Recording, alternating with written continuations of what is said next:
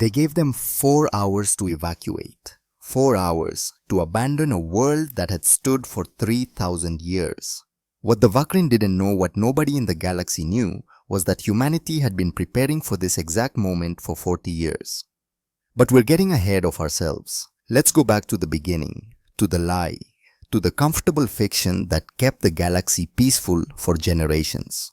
To Commander Caitlin Mercer standing on the bridge of the UESS Resolute, watching her screens with the practiced eye of someone who knew that peace was always temporary. She was 35 years old, third generation military. Her grandmother had flown atmospheric fighters back when Earth still thought it was alone in the universe. Her father had commanded the first human ship to make contact with the Galactic Council. And Caitlin had spent 12 years learning the one simple truth that nobody wanted to hear: aliens were not your friends. The bridge hummed with the quiet efficiency of a warship at peace. 63 crew members at their stations. Holographic displays showing a star system so far from Earth that the light from Sol would take 73 years to reach it. And in the center of it all, standing with his hands clasped behind his back, like a monument to military tradition, Admiral Marcus Reeves, 58 years old, gray at the temples, 3 medals for valor earned in skirmishes that most people had forgotten, 22 years of perfect service, following every rule in the galactic warfare conventions without question. He believed, truly believed, that honor meant something. That civilization could be measured by how you treated your enemies. Caitlin had stopped believing that a long time ago. Commander Mercer, Reeves said, his voice carrying that patrician accent that marked him as old Massachusetts money. Status report. Caitlin glanced at her tactical display. The Vakrin battle fleet had been holding position for 3 hours now just outside the gravity well of New Horizon. 20 ships, not enough to be a serious threat, but enough to be concerning. No change, sir. They're maintaining formation at 40,000 kilometers. Weapons cold. Shields at standard cruise configuration.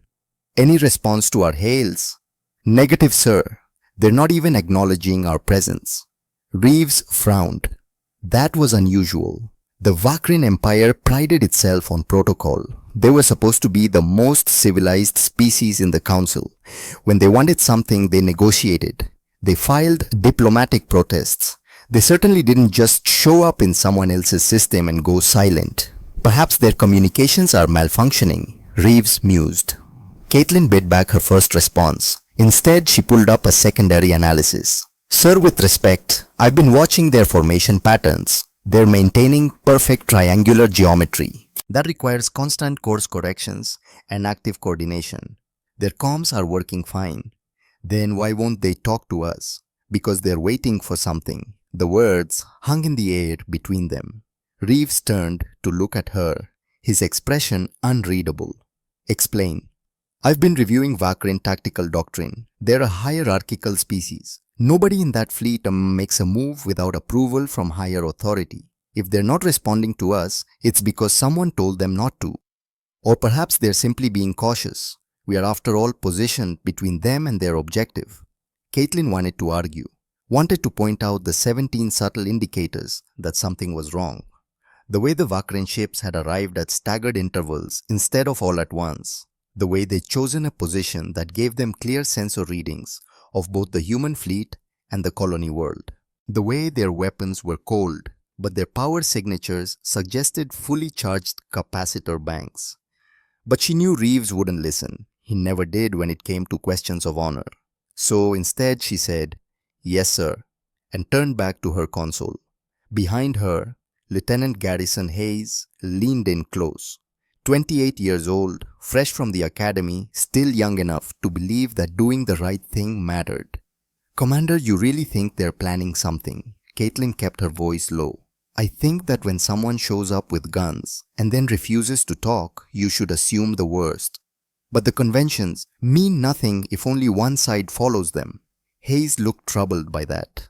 Good. He was smart enough to be troubled. Maybe he'd live long enough to see his 29th birthday. The hours crawled by. Caitlin drank coffee that tasted like recycled petroleum. ran diagnostics on weapon systems that had been fully functional for 3 months straight, watched the Vakrin fleet do absolutely nothing, and thought about her brother. Jack Mercer was 2 years younger than her, which made him 30. He'd done his mandatory military service, earned an honorable discharge, and immediately retired to the farthest agricultural world he could find. New Horizon, 2.1 million people, most of them farmers. Wheat fields stretching to every horizon under a sun that burned orange instead of yellow. Jack had a wife, Emily, redhead, stubborn as granite, made the best apple pie Caitlin had ever tasted. They had 2 kids, Emma, age 6, who wanted to be an astronaut when she grew up. Lucas, age 9, who collected rocks and could name 37 different types of sedimentary formations. Every week, like clockwork, Jack called. Told her about crop rotations and rainfall patterns and the community potluck where old man Henderson had gotten drunk and tried to sing opera. Told her about Emma learning to ride a bicycle. About Lucas finding a fossil that might actually be valuable. Told her about a life so far removed from military starships that it might as well have been happening in another universe. The last call had been 3 days ago. You should visit, Jack had said. The harvest is coming in. Emma drew a picture of your ship. She wants to show it to you in person. I'll try, Caitlin had replied, knowing she wouldn't, knowing that her duty was here in the black, watching for threats that everyone else insisted didn't exist. Katie, Jack had said, using the nickname only he was allowed to use. You can't save the whole galaxy. Sometimes you just have to trust that people are good. She hadn't known how to tell him that trusting people was how you ended up dead. The alarm cut through her memories like a knife. Contacts, Hayes shouted. Multiple new contacts emerging from hyperspace. Caitlin's fingers flew across her console. On the main display, space itself seemed to tear open. 40 new Vakrin ships materialized, their arrival so precisely coordinated that they appeared within the same 3-second window.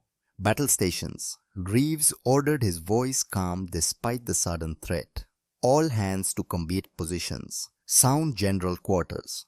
The bridge transformed. Klaxons wailing. Crew members sprinting to reinforced stations. Blast shields sliding into place over viewports. Caitlin felt the familiar adrenaline surge, the knife-edge clarity that came with imminent combat. Total of 60 Vakrin vessels, she reported.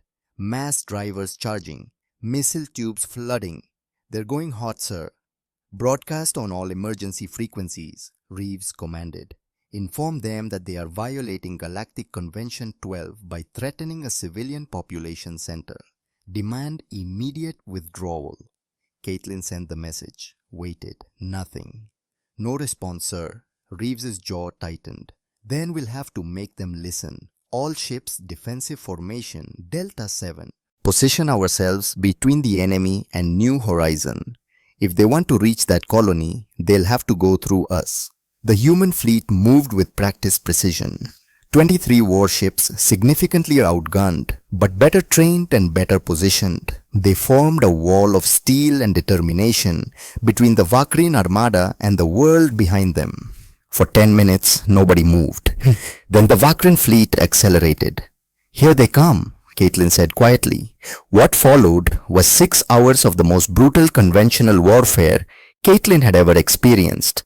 The Vakrin came at them in waves, testing their defenses, probing for weaknesses. Human point defense systems worked overtime, tracking and destroying incoming missiles. Energy weapons carved through the black, painting the void with hellish light. Caitlin lost herself in the rhythm of combat. Target acquisition, fire solution, launch, track. Her hands moved across holographic controls with the muscle memory of 12 years' experience. Around her, the bridge crew worked with the same grim efficiency. 3 human ships took damage. The destroyer Relentless lost its port shield generator. The cruiser Defiant had a hull breach in engineering, 7 casualties contained and survivable. The frigate Resolute, their own ship, took a glancing hit that buckled armor plating on deck 6. But they held. More than held. They pushed back. Caitlin's tactical brilliance was on full display. She anticipated enemy maneuvers before they happened, positioned human ships to create devastating crossfire patterns, exploited every microscopic flaw in Vakrin formation discipline. By the fourth hour, the enemy had lost 19 ships destroyed and 9 crippled. Their neat, orderly attack formations had dissolved into desperate improvisation. By the sixth hour, they were beaten. Incoming transmission. Hayes reported, his voice hoarse from shouting orders. It's the Vakrin flagship. They're broadcasting surrender on the standard frequency. Every head on the bridge turned toward Admiral Reeves. The old man stood perfectly still, his weathered face unreadable. Caitlin could see him weighing options, considering possibilities. This was what he trained for his entire life. This was the moment where honor and duty converged. All ships cease fire, Reeves commanded. Acknowledge the surrender and prepare to receive their formal terms. Deploy rescue shuttles for survivors in escape pods, medical teams to stand by for wounded. Caitlin's stomach dropped. "Sir," she said quietly, "request permission to speak." "Granted." "Sir, their formation is wrong." Reeves frowned. "Explain." She pulled up a tactical overlay, highlighting the Vakrin ships. "Look at their positions. They're maintaining geometric precision even while broadcasting surrender. That's not standard procedure. When you surrender, you go, so minimal power, you drift, you signal distress. They're not doing that. They're holding perfect station keeping. Perhaps their cultural practices differ from ours, Commander." "Sir, I've studied 32 different alien species surrender protocols. Nobody maintains combat formation while surrendering. It defeats the purpose. Or perhaps they're simply being cautious. We did just destroy a third of their fleet." Caitlin felt frustration building in her chest. "Admiral, with respect, something is wrong. My tactical analysis suggests..." "Commander." Reeves's voice was gentle but firm. "I understand your concerns, but we have clear surrender signals being broadcast on emergency frequencies. The galactic conventions are explicit. When an enemy surrenders, we are obligated to cease hostilities immediately and render aid. That's not a suggestion. That's the law. The law didn't save New Horizon when the Zarketh raided them 6 years ago. And we responded to that raid within the bounds of civilized warfare. We captured the responsible parties. We held trials. We followed a due process. We buried 3,000 colonists." The bridge had gone silent. Everyone was listening now. Reeves met her eyes. His expression was sad, almost pitying. "Caitlin, I know you're cautious. I know you've seen things that make you question whether honor matters. But if we abandon the conventions the moment they become inconvenient, then we're no different from the barbarians we're fighting. We have to be better. We have to show that civilization means something." Caitlin wanted to scream, wanted to grab him by his perfectly pressed uniform and shake him until he understood that idealism got people killed.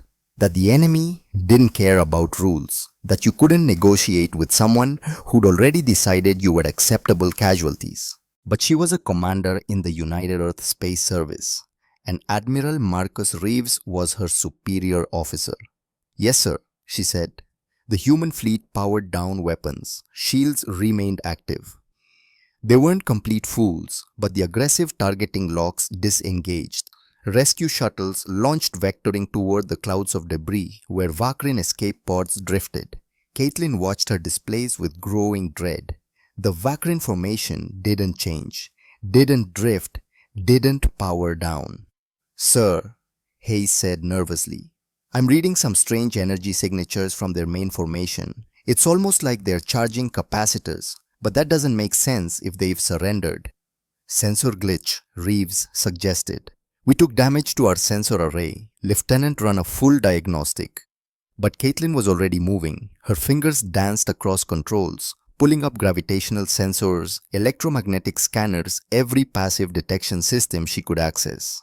And that's when she saw it. Behind New Horizon's moon, the small barren rock that orbited the colony world space was bending. "Hyperspace emergence!"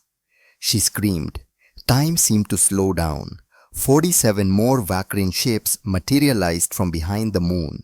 They'd been there the entire time, hiding, waiting, watching the human fleet exhaust itself in 6 hours of brutal combat. Watching them move to rescue positions. watching them lower their guard in the name of honor and mercy and all the noble lies that dead civilizations carved on their tombstones. The ships were different from the battle fleet, bulkier, less maneuverable, built for a single purpose. Caitlin recognized their profiles from intelligence briefings, from nightmare scenarios that strategists had wargamed but never seriously believed would happen. Planet crackers. 47 missile carriers, each loaded with weapons that violated every convention, every treaty, every agreement that supposedly kept galactic warfare civilized. All ships intercept. Reeves roared, his calm finally shattering. Engage those carriers. Maximum burn. But they were out of position. That was the genius of it. The Vakrin had spent 6 hours maneuvering the human fleet exactly where they wanted them, away from optimal intercept trajectories, with shields oriented the wrong direction, with point defense systems depleted from hours of sustained fire. The planet crackers launched 47 missiles, each one carrying enough destructive force to shatter a planet's crust, each one targeted at New Horizon. Caitlin's hands moved faster than thought. She was coordinating 3 destroyers, rerouting power from damaged systems, calculating intercept vectors with the cold precision of someone who knew that math was the only thing standing between life and annihilation. Intercept solutions uploaded to the fleet. Shiva said, her voice somehow steady despite the screaming in her head. 3 missiles in range, firing. 3 contacts disappeared from her display. 44 remained. Around her, other ships were firing. The Defiant got one. The Valiant got another. 5 missiles destroyed in total. 42 continued their inexorable descent toward New Horizon. New contacts emerging. Hayes reported, his voice breaking. Vakrin battle fleet is re-engaging. They're targeting our point defense systems. Of course they were. The surrender had been a lie. All of it had been a lie. They'd never intended to stop fighting. They had just wanted the humans vulnerable. Caitlin watched the tactical display with the detached horror of someone watching a train wreck in slow motion. The remaining human ships were fighting desperately, but they were outnumbered, out of position, and running on empty reserves. 1 more missile destroyed. 41 remained. She could do the math. Time to impact 18 minutes. Current intercept rate 1 missile every 3 minutes. They would destroy maybe 5 more before the rest hit New Horizon. 36 planet crackers. More than enough. Admiral, she said quietly, we need to evacuate New Horizon. Every ship, every shuttle, get as many people off as possible. Reeves was staring at the display, his face ashen. They wouldn't. They couldn't. The conventions explicitly prohibit. Sir, the conventions don't matter if everyone's dead. He seemed to age 20 years in that moment. Broadcast emergency evacuation protocols. All civilian transports are to load maximum capacity and make for orbital rendezvous points. We'll provide escort as best we can. Caitlin opened the emergency channel, her voice carried to every communication device on New Horizon's surface. This is Commander Caitlin Mercer of the UESS Resolute to all New Horizon residents. We have an extinction level threat inbound. Estimated time to impact 16 minutes. This is not a drill. Proceed to designated evacuation centers immediately. I repeat, this is not a drill. Her personal comm chimed. Priority 1. Family channel. She almost didn't answer, almost let it go to voicemail. But some part of her, the part that was still Katie instead of Commander Mercer, needed to hear his voice one more time. Jack! Katie! He was breathing hard, running. In the background she could hear Emma crying. Katie, what's happening? The whole planet just got an alert. Something about missiles. She closed her eyes. Jack, listen to me. You need to get to the evacuation center. Right now. Don't pack anything. Don't grab keepsakes. Just run. How much time do we have? 15 minutes. Silence on the other end. Then, that's not enough time, is it? Jack, the nearest center is 20 minutes away. Even if we run. Even if we drive. His voice was eerily calm, accepting. It's okay, Katie. You did everything you could. Jack, please. Tell Emma I love her. Tell Lucas. His voice broke. Tell them their old man tried to give them a good life. Tell them. The signal cut out, not because he'd hung up, because the electromagnetic pulse from the first missile impact had just fried every communication system on the southern continent. Caitlin stared at the tactical display, watched the red icons rain down on her brother's world, watched the seismic readings spike as planet crackers burrowed through crust that had stood for 3 billion years, watched the temperature graphs skyrocket as magma vented into the atmosphere. New Horizon wasn't a planet anymore. It was a funeral pyre for 2.1 million people who trusted that the galaxy's rules meant something. The bridge was silent, except for the soft pinging of alarms. Nobody spoke. Nobody moved. They just watched a world die in real time. The whole process took 23 minutes. Continent-wide earthquakes, measuring 9.8 on the Richter scale. Volcanic eruptions along fault lines that had been dormant for millennia. Oceans boiling away into superheated steam. Atmosphere igniting as oxygen-rich air combusted under impossible temperatures. And everywhere in the cities, in the farms, in the small communities where neighbors knew each other's names, people were dying.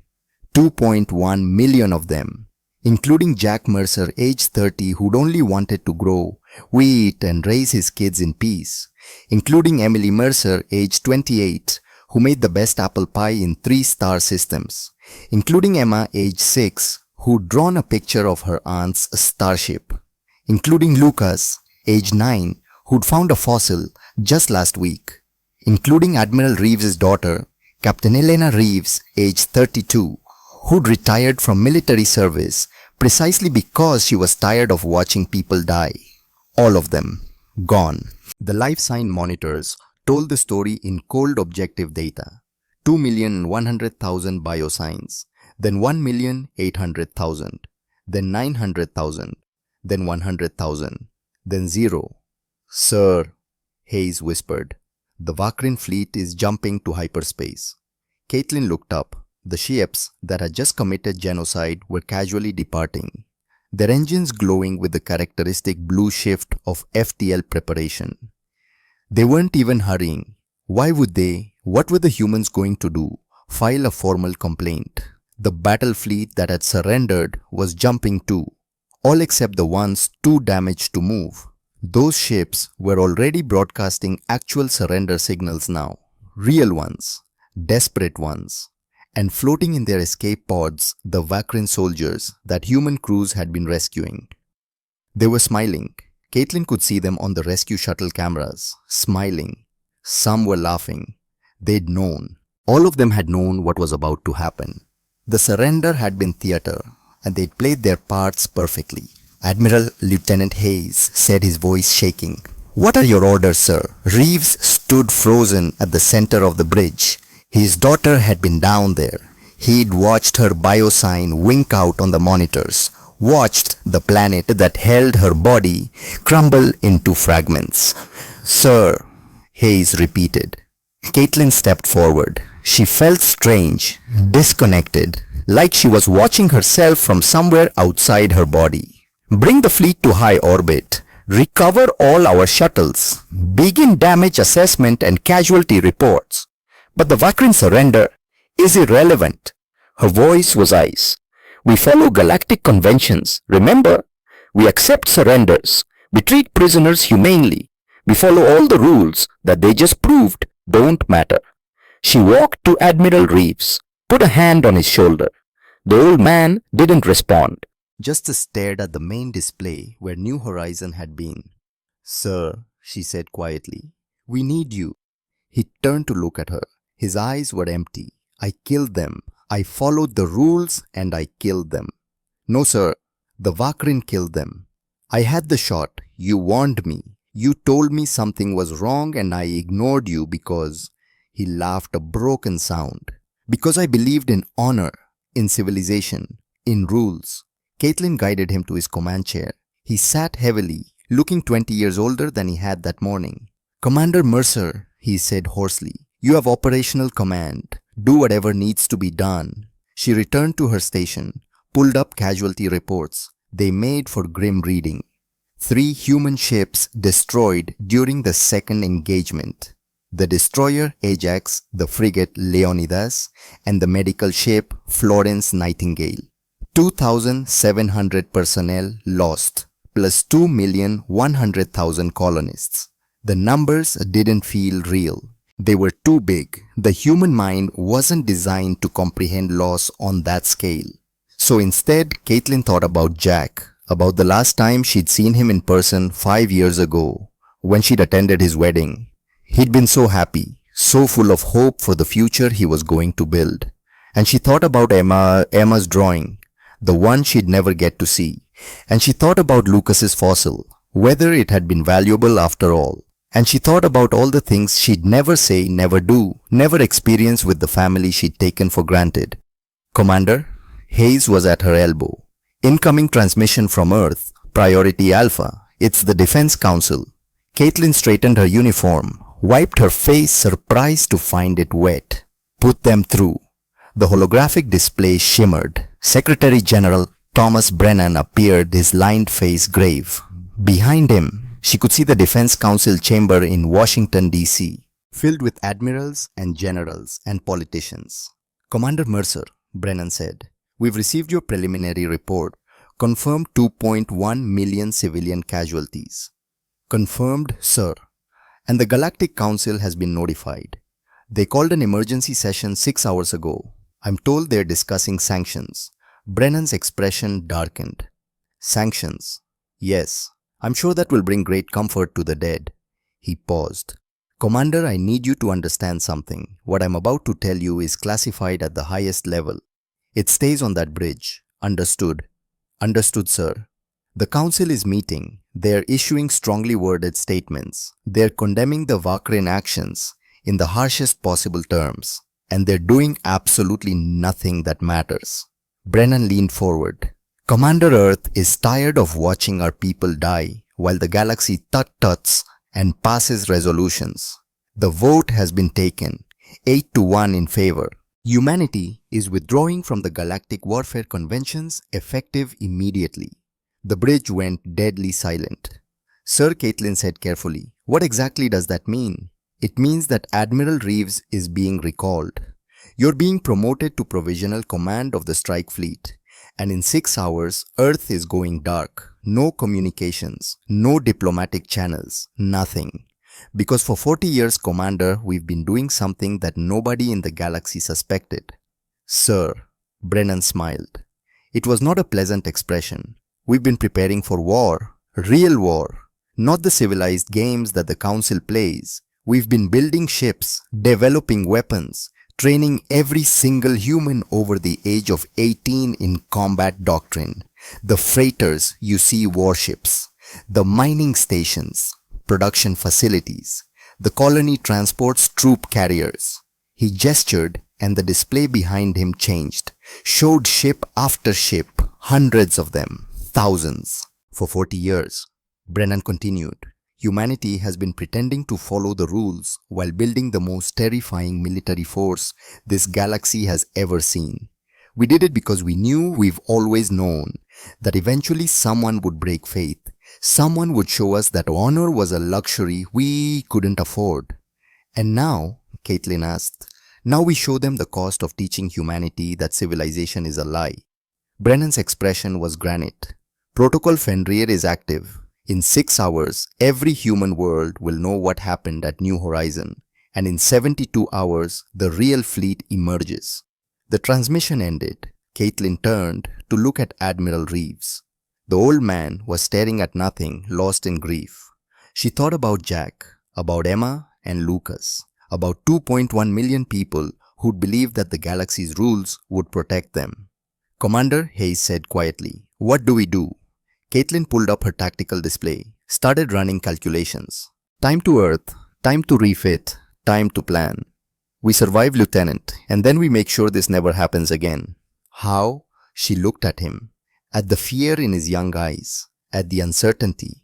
By teaching the galaxy something they've forgotten, Lieutenant, that humanity only follows rules when everyone else does. And when you break that agreement, she pulled up the casualty list. 2 million to 100,000 names. She'd read every single one before this was over. When you break that agreement, you don't face lawyers and sanctions. You face something much worse. What's that, Commander? Caitlin thought about her brother's last words, thought about Emma's drawing and Lucas's fossil, and all the quiet, peaceful lives that had been snuffed out because someone decided the rules didn't apply to them. Survivors, Lieutenant. You face survivors who will do absolutely anything to make sure it never happens again. Outside the viewports, the debris field that had been New Horizon continued its slow, inexorable drift into the void. And 6 hours away, Earth was about to show the galaxy what humanity looked like when it stopped pretending to be civilized. The galaxy learned about New Horizon within hours. Not from official channels, those had gone dark the moment Earth activated Protocol Fenrir. No, the galaxy learned because 217 human merchant vessels simultaneously broadcast the same footage across every communication frequency they could access. Footage of a planet breaking apart. Footage of 2.1 million people dying while following the rules. Footage of Vakrin soldiers miling in their rescue pods. And then after 6 hours of silence that terrified every government from the core worlds to the outer rim, Earth spoke again. The message was simple. We're done playing. Commander Caitlin Mercer stood in the briefing room of the UESS Valiant watching the tactical display with cold calculation. 3 weeks had passed since New Horizon. 3 weeks of retrofitting, rearming and recruiting. 3 weeks of Earth's shipyards working at capacity they'd hidden for 4 decades. The room was crowded with officers she barely recognized, new faces, serious faces, people who'd been teaching history at civilian academies and who now wore tactical officer insignia, people who'd been flying cargo routes and who now commanded strike wings. Admiral Reeves sat in the corner, a ghost of the man he'd been. They'd let him keep his rank, nobody had the heart to strip him of that, but everyone knew he was finished. The old warrior, who'd believed in honor, had watched his honor get 2.1 million people killed. That kind of failure didn't leave room for second chances. At ease, Caitlin said, though nobody had come to attention. Formality seemed pointless now. She gestured and the tactical display expanded, showed the Vakrin border, showed fleet positions, showed the massive military infrastructure that the enemy had spent centuries building. 3 hours ago, she began, our reconnaissance drones detected a Vakrin transmission. They're mobilizing everything.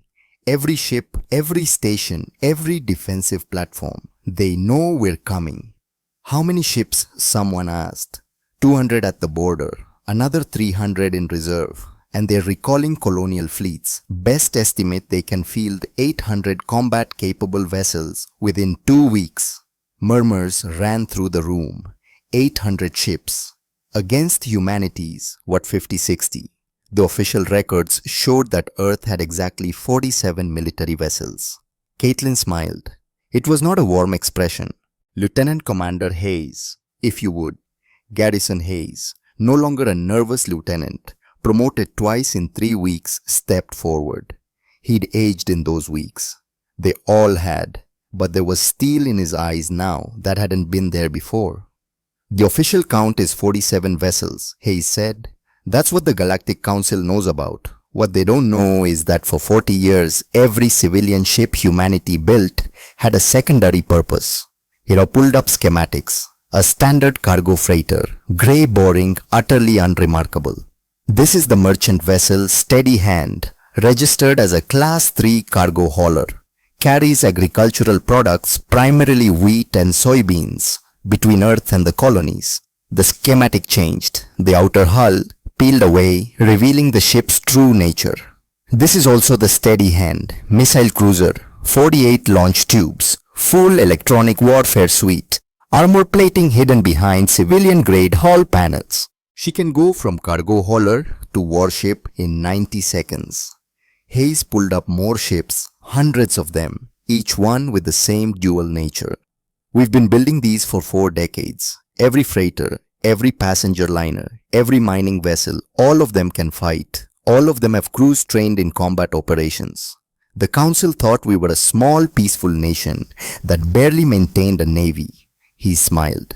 We're actually the most heavily militarized species in galactic history. We have 3,400 combat-capable vessels, and every single human over 18 has completed mandatory military service. We didn't hide our military behind civilian society. We are a military. All of us. The room erupted. Questions, exclamations, shocked disbelief even from officers who should have known better. Caitlin let it run for 30 seconds, then raised her hand for silence. Our intelligence also intercepted something else, she continued. The Vakrin aren't stopping with New Horizon. They've prepared 40 more planet cracker strikes, targeting at every major human colony. 40 worlds, 43 billion people. The room went silent. The missiles are already in position, hidden throughout human space. They're waiting for authorization from the Vakrin High Command. One code word and 43 billion of us die. Someone in the back. Captain Jennifer Blackwood, formerly a cargo pilot, now commanding a strike carrier, spoke up. Then we have to hit them first, take out their command structure before they can give the order. That's the plan, Caitlin agreed. But there's a complication. Our best intelligence against this suggests the missiles are on automated triggers. If the Vakrin command network goes dark, they launch automatically. It's a dead man's switch. The Vakrin leadership doesn't trust their own people not to surrender, so they've guaranteed mutual destruction. Then what do we do? Hayes asked. Caitlin pulled up a new tactical overlay, showed 40 scattered points throughout human territory, showed the calculated flight times, showed the nightmare math of trying to intercept them all. We split the fleet. 3,400 ships, 40 targets. That's 85 ships per missile. We position at each colony. We wait for the launch authorization and then we intercept before impact. And if we miss even one, we don't miss. The silence in the room was absolute. Commander Admiral Reeves spoke for the first time, his voice hoarse. You're talking about splitting our entire fleet. If the Vakrin attack while we're dispersed, then we lose. Yes, sir. But if we don't intercept those missiles, we lose anyway. This is the only play that saves our people. Reeves looked old, broken. And after we've saved our colonies, what then? Caitlin met his eyes. Then we make sure they can never threaten us again. That's genocide, Commander. No, sir. Genocide is what they tried to do to us. What we're planning is deterrence. We're going to show the galaxy that the cost of breaking the rules is too high for anyone to pay. She turned back to the assembled officers. You have 6 hours to prep your vessels. 40 teams, 85 ships each. We've already calculated optimal positioning. When those missiles launch, we'll be ready. Questions? Captain Blackwood raised her hand. Commander, once we've intercepted the missiles, what are our rules of engagement with Vakrin forces? Caitlin thought about Jack, about Emma and Lucas, about 2.1 million people who trusted that civilization meant something. There are no rules anymore, Captain. We win. That's the only rule. We protect human lives and we eliminate threats. Use any means necessary. The galactic conventions are suspended. We are at total war. She paused, then added quietly. But Captain tried to minimize civilian casualties where possible. We're not doing this to become monsters. We're doing this so we never have to again. The fleet dispersed within 8 hours. Caitlin took personal command of the group defending Terra Nova, one of humanity's largest colonies. 7 billion people spread across 3 continents. She positioned her 85 ships in a defensive sphere, sensors, scanning constantly, weapons primed and ready. And she waited. The wait lasted 16 hours. Then across 40 star systems, simultaneously, space ripped open and planet cracker missiles emerged from hyperspace. Contact! Hayes shouted from tactical. Single missile bearing 270 Mark 35. Time to impact 4 hours 17 minutes. All ships weapons free, Caitlin commanded. I want that missile dead before it gets within 1,000,000 kilometers of the planet. What followed was 4 hours of the most precise coordinated military operation in human history. 85 ships working in perfect synchronization, tracking a weapon that moved at a significant fraction of light speed. They used everything. Kinetic interceptors, tungsten rods, accelerated to 40% of light speed. Energy weapons, focused beams that could melt through armor in microseconds. Gravity disruptors, experimental weapons that literally bent space around their targets. The missile was destroyed 1,200,000 kilometers from Terra Nova. Caitlin allowed herself one breath of relief. Then, the reports started coming in from other fleets. Columbia Prime missile intercepted. Colony safe. New Boston missile intercepted, no wait. Correction. Missile broke through defensive line. Impact in progress. Her blood ran cold. Get me a direct feed from New Boston. The holographic display shimmered. She saw a world dying. Saw the same terrible process that had consumed New Horizon. Earthquakes, volcanism, atmospheric ignition. 3 billion people had 30 minutes to live. Next report, she said, her voice mechanical. Sanctuary colony missile intercepted negative. Breakthrough, impact confirmed. 2 billion dead. The reports continued. Most colonies were saved. The math worked. 85 ships could stop one missile if they had advance warning and proper positioning. But not all of them. By the time the last report came in, the casualty count stood at 5 billion. 5 billion human beings dead because they couldn't intercept every missile fast enough. Commander Hayes said quietly, "We saved 38 colonies. 38 billion people are alive because of what we did. And 5 billion are dead because we weren't good enough. We were outnumbered and outmaneuvered. We did everything. It wasn't enough." Caitlin stood from her command chair. "Recall all fleets. Rally point Sigma 7. We're going on the offensive. Commander, we should consolidate, assess damage." "No." Her voice was ice. "The Vakrin just murdered 5 billion more of our people. Now we show them what that costs." She pulled up tactical displays, showed Vakrin military infrastructure, bases, shipyards, training facilities. "We're going to dismantle their military, piece by piece, ship by ship, until they're incapable of threatening anyone ever again." Admiral Reeves stood slowly. "Commander, the Galactic Council will call this a war crime." "The Galactic Council can go to hell, sir. With respect." The human fleet now reunited 3,200 vessels after accounting for losses during the interception emerged at the Vakrin border exactly 48 hours later. The Vakrin border fleet was waiting, 200 ships in perfect formation ready to defend their territory. They'd been expecting a fight, a battle, something that fit within their understanding of warfare.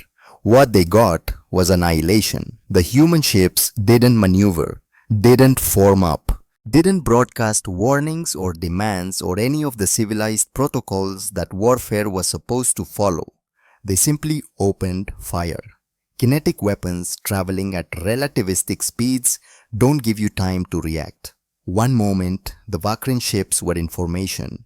The next moment, 60 of them were expanding clouds of superheated gas. The Vakrin fleet tried to respond, tried to return fire. But human ships were faster, more maneuverable, and equipped with defensive systems that seemed to violate physics itself. Energy shields that didn't just deflect incoming fire, they erased it, made it cease to exist. The battle lasted 4 hours. When it ended, 180 Vakrin ships were destroyed. 20 were crippled and drifting. Exactly 0 had escaped. Human casualties, none. Not a single ship damaged. Caitlin watched from the bridge of the Valiant as the last Vakrin vessel broke apart. Around her, the crew worked in silence. There was no celebration, no triumph, just grim determination. "Commander," Hayes reported, "we're receiving multiple surrender broadcasts from the surviving vessels." Caitlin thought about New Horizon, about the Vakrin prisoners who'd smiled while a world died. Continue firing. Hayes turned to stare at her.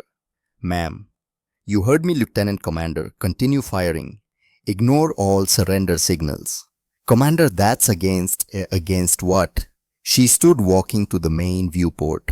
Against the conventions, the Vakrin surrendered at New Horizon 2, right before they murdered 2.1 million people. Do you want to fall for the same trick twice? These ships are crippled. They can't fight back. Then they shouldn't have started a war they couldn't finish. Hayes' hand hovered over his firing controls. Around the bridge, other officers watched the confrontation with sick fascination. This was the moment, the line they couldn't uncross. Lieutenant Paige Wilson, the youngest member of the bridge crew at 24, spoke up. Commander, my sister lived on New Boston. She taught elementary school. 30 kids in her class. They all died when the planet cracker hit. She looked at Hayes. Sir, I recommend we continue firing. One by one, the other officers nodded. Hayes closed his eyes, pressed the firing controls. 20 more Vakrin ships died. The survivors who'd been broadcasting surrender signals. The wounded who thought the battle was over. All of them. Executed in cold blood. The bridge was silent except for the quiet pinging of weapons systems cooling down. Caitlin returned to her command chair. She felt hollow inside, like something essential had been carved out of her soul and replaced with cold calculation.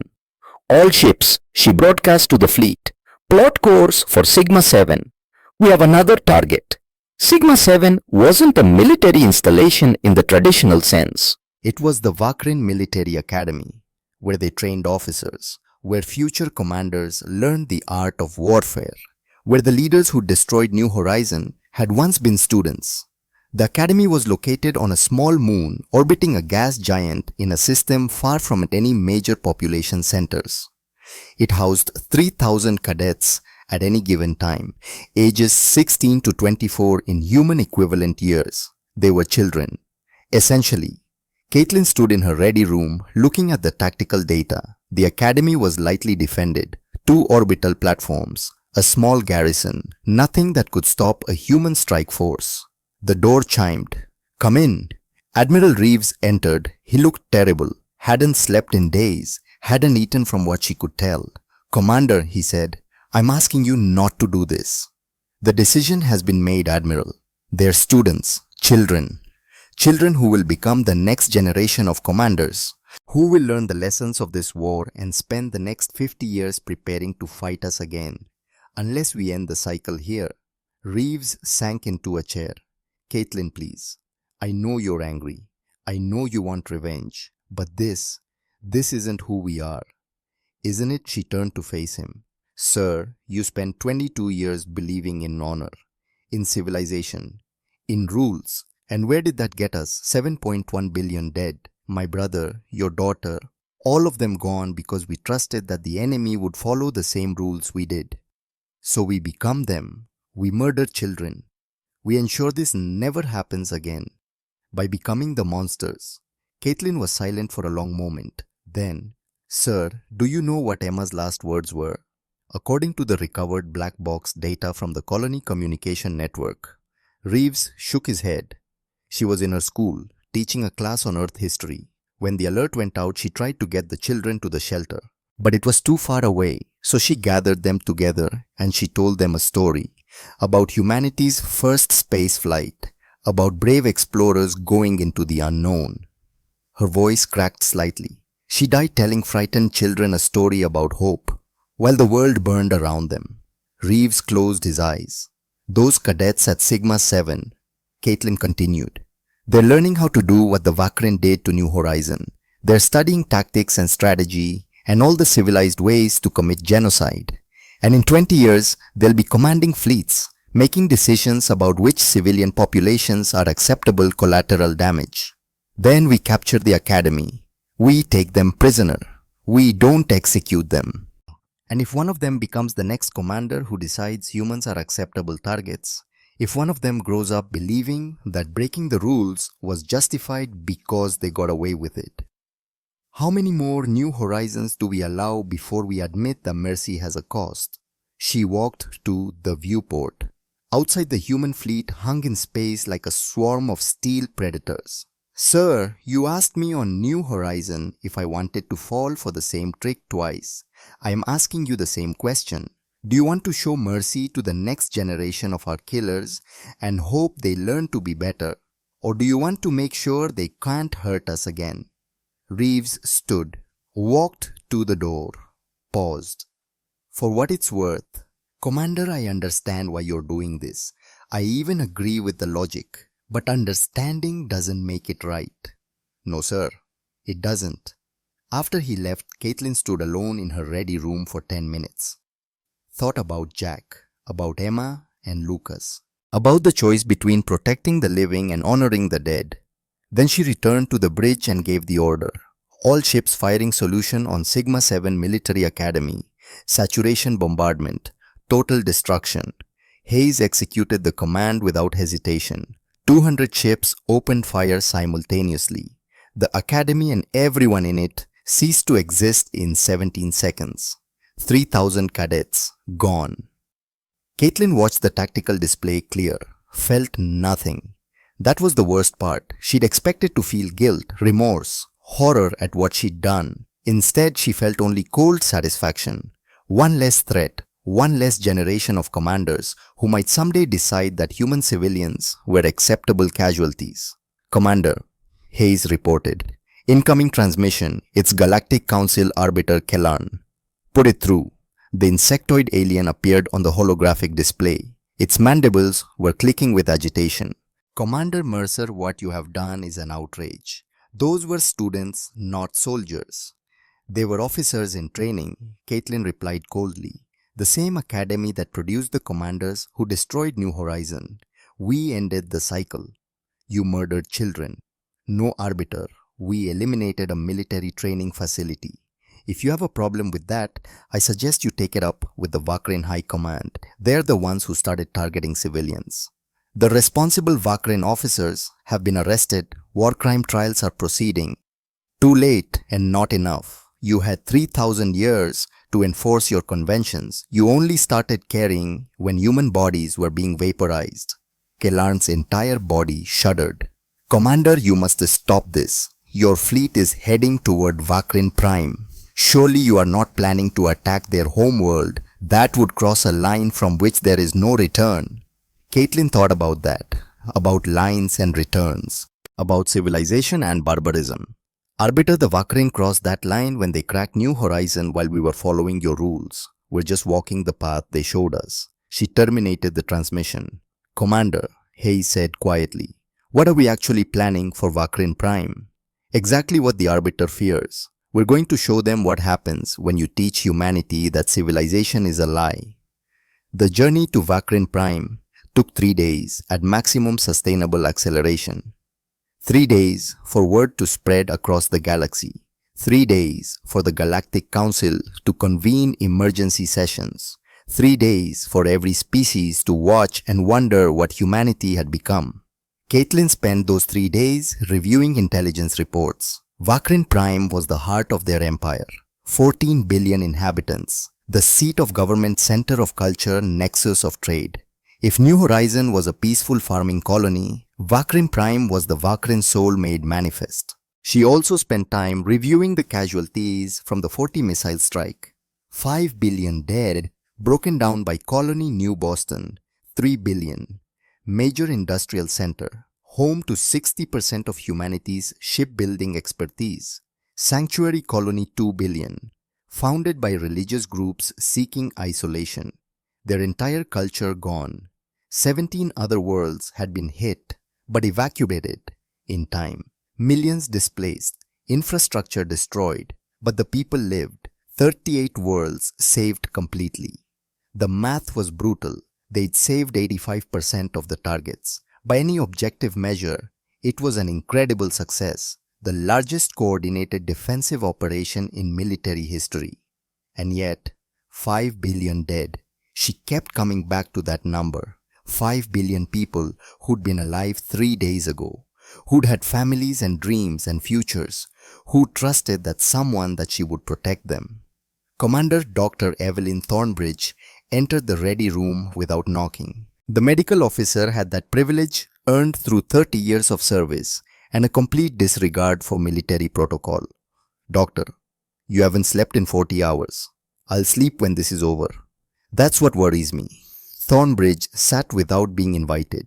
"Caitlin, I need to know something. When this is over, when the Vakrin are beaten, when the threat is eliminated, are you planning to come back?" "Come back from where?" "From wherever you've gone. Because right now you're operating like a machine. Efficient, cold, necessary. But machines don't make good commanders in peacetime." Caitlin was silent. "I knew your brother," Thornbridge continued. "Treated him once when he broke his arm during basic training. Stubborn kid, refused painkillers because he wanted to earn the pain. Sound familiar?" "What's your point, doctor?" "My point is that Jack wouldn't want you to destroy yourself getting revenge for him. He'd want, Jack's dead." The words came out harder than intended. Jack's dead. Emma's dead. Lucas is dead. 5 billion more are dead. And if I'd been faster, smarter, better at my job, maybe some of them would still be alive. "You can't save everyone, Caitlin." "No, but I can make sure the people who killed them never kill anyone again. That's all I have left, doctor. Purpose, mission. If I stop moving forward, if I let myself feel it all, I'll break. And I can't break. Not yet. Not while there's still work to do." Thornbridge studied her for a long moment. "Just promise me something. When this is over, when you've made the Vakrin pay, you'll let yourself grieve. You'll let yourself be human again." "I'll try." The doctor left, shaking her head. Caitlin returned to her tactical displays, studied Vakrin Prime's defenses, calculated casualties, made the terrible arithmetic of war, and tried very hard not to think about what she was becoming. The human fleet emerged at Vakrin Prime exactly 72 hours after the 40 missile strike. 3,000 ships materialized in perfect formation around the Vakrin homeworld. A sphere of steel and determination surrounding the planet like a cage. The Vakrin home fleet responded immediately. 400 ships, everything they had left after the border massacre. Older vessels pulled from reserve. Colony defense forces recalled to protect the home world. A desperate last-ditch defense of everything they held sacred. Caitlin watched them form up on the tactical display. Watched them prepare to die defending their home. "All ships hold position," she commanded. "Do not fire unless fired upon." Commander Hayes sounded confused. "Open a channel to Vakrin High Command." The display shimmered.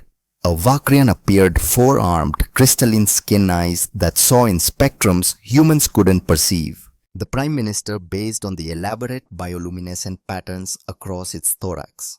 "Commander Mercer," the alien said. Its translator rendered the voice as male authoritative. "You have come to destroy us." "That depends on you, Prime Minister. We will not surrender our home world. We will fight to the last ship, to the last citizen if necessary." Caitlin pulled up a tactical overlay, highlighted specific points on the planet's surface and in orbit. "These are your military command centers, your shipyards, your orbital defense platforms, your missile production facilities." She marked each one. "In the next 30 seconds, we're going to destroy all of them. You have 30 seconds to order civilian evacuations from these zones." The Prime Minister's bioluminescence flickered confusion she'd learned to recognize. "You're warning us. I'm not interested in massacring civilians, Prime Minister. Only in eliminating your ability to threaten my people. You have 25 seconds. To the alien's credit, it didn't hesitate. Gave rapid orders. Emergency broadcasts in Vakrian language flooded the planet's communication networks. When the 30 seconds expired, Caitlin gave the order. "All ships execute precision strikes. Military targets only. Minimize collateral damage." What followed was the most surgically precise bombardment in galactic history. Human ships targeting systems enhanced by 40 years of secret development fired on hundreds of targets simultaneously. Orbital platforms exploded. Shipyards melted. Common bunkers collapsed under kinetic bombardment. The Vakrin home fleet tried to intercept. 400 ships against 3,000. The math was brutal and obvious. The battle lasted 90 minutes. At the end, 300 Vakrian ships were destroyed. 100 were crippled and drifting. Not a single one had escaped to hyperspace. Human casualties: 12 ships damaged, 47 personnel wounded, 3 dead. The entire Vakrian military was effectively destroyed. Prime Minister, Caitlin said, reopening the communication channel. Your fleet is gone. Your military infrastructure is destroyed. You have no capacity to threaten anyone. Do you understand? The aliens' bioluminescence had gone dim. Defeat and resignation. Yes. Good. Now I'm going to explain how this works from now on. You will dismantle every remaining weapons facility. You will submit all military records for review. You will accept human observers to ensure compliance. And you will pay reparations to the families of every human killed in this war. And if we refuse, Caitlin pulled up new tactical data, showed it to the Prime Minister. It was a weapon, massive, 30 kilometers long, bristling with incomprehensible technology. This is a Helios platform, Caitlin said quietly. We have 7 of them, one for each of humanity's core worlds. They've been in deep space for 20 years. Nobody knew they existed. What do? They kill stars, Prime Minister. This one is positioned exactly 3 light hours from your sun. If you refuse our terms, I will activate it. Your sun will go nova. Vakrin Prime and everyone on it will have approximately 17 minutes to evacuate. After that, the radiation wave will sterilize every planet in your system. The silence on the other end was absolute. You're bluffing, the Prime Minister finally said. No species would build such a weapon. You're right. No civilized species would. But we're not civilized anymore, Prime Minister. You taught us that. At New Horizon, at New Boston, at Sanctuary. You taught us that rules don't matter, that civilians are acceptable targets, that surrender is just a tactic. She leaned forward. We learned the lesson. We built weapons that violate every convention. Planet crackers, sun killers, antimatter bombs that could crack continents. We built all of it, designed it, tested it, made it operational. Then use it, the Prime Minister said with a quiet dignity. Kill us all. Prove that you're the monsters we always feared humans would become. Caitlin looked at Admiral Reeves. The old man sat silently in his chair, watching her with hollow eyes, waiting to see what she would become. She thought about Jack, about Emma and Lucas, about 5 billion dead because she hadn't been fast enough. And she thought about what Dr. Thornbridge had said, about coming back, about being human again. No, Caitlin said. Commander. Hayes looked shocked. I said no, Lieutenant Commander. We're not activating Helios. We're not cracking their sun. We're not executing 14 billion civilians because their government made terrible choices. She looked at the Prime Minister. We built these weapons to prove we could destroy you. We're not using them to prove we're better than you. That's the difference, Prime Minister. That's what separates civilization from barbarism. Not the ability to destroy, the wisdom to choose not to. The Prime Minister's bioluminescence flickered. I do not understand, Paul. You will. Surrender your military, accept our terms, and we'll help you rebuild. We'll send medical aid, food, engineering support. We'll show you that the power we wield, the terrible absolute power to end your entire civilization, is leashed by restraint. She stood from her command chair. That's the lesson you need to learn, Prime Minister. Not that humanity can destroy you. That we choose not to. The transmission ended. The bridge was silent. Then Admiral Reeves stood, walked slowly to where Caitlin stood, and saluted. Commander, he said, his voice thick with emotion. I was wrong about you. You're not a monster. You're what we needed. Someone strong enough to do terrible things and wise enough to know when not to. Caitlin returned the salute. I learned from the best, sir. You taught me honor. The Vakrin taught me pragmatism. Somewhere between those lessons, I found what we actually need, which is the will to be wolves when necessary, and the wisdom to be shepherds when possible. Hayes pulled up casualty reports from the engagement. Final count: 300 Vakrian military casualties. Civilian casualties from collateral damage estimated at 40,000. That's with precision targeting in an urban environment. 40,000 dead. Still terrible. Still a number that would haunt Caitlin forever. But not 14 billion. Not genocide. Not the monster she could have become. All ships, she broadcast to the fleet. Stand down from combat status. Maintain blockade positions. The Vakrin have 48 hours to respond to our terms. If they refuse, we'll revisit our options. Until then, we wait. The fleet acknowledged. 3,000 ships, each one a testament to humanity's determination to never again be caught unprepared. Caitlin returned to her ready room, sat in the darkness, and for the first time in 3 weeks, she allowed herself to cry. For Jack, for Elena, for 7.1 billion dead, for the 5 billion she hadn't saved fast enough, for the 40,000 Vakrian civilians who died today because war always killed the innocent, and for herself, for the woman she'd been 3 weeks ago who believed that following orders and doing her duty would be enough. That woman was gone. In her place was someone harder, colder, someone who could order the deaths of 3,000 cadets and not flinch, someone who could threaten to kill a son and mean it, but also someone who could choose mercy when it mattered. That would have to be enough. Outside her viewport, Vakrin Prime hung in space, wounded, beaten, but still alive. Still alive because humanity had chosen to let it live. That choice would echo through galactic history for generations. 48 hours after the ultimatum, the Vakrin Prime Minister broadcast an unconditional surrender. Caitlin Mercer watched from the bridge of the UESS Valiant as the transmission came through. The Prime Minister's bioluminescence patterns showed defeat, exhaustion, and something that might have been relief. "We accept your terms, Commander Mercer," the alien said. "Our military records are being compiled. Our remaining weapons facilities are being powered down. We submit to human oversight." There was a pause. Then, "I have one question. Ask it. Why show mercy after what we did? You had the power to end us. Your Helios platform could have destroyed our sun. You could have made an example of us that would terrify the galaxy for millennia. Instead, you offered to help us rebuild. I need to understand why." Caitlin thought about that question, about all the easy answers she could give: strategic necessity, moral superiority, the practical benefits of having a defeated enemy rather than a martyred one.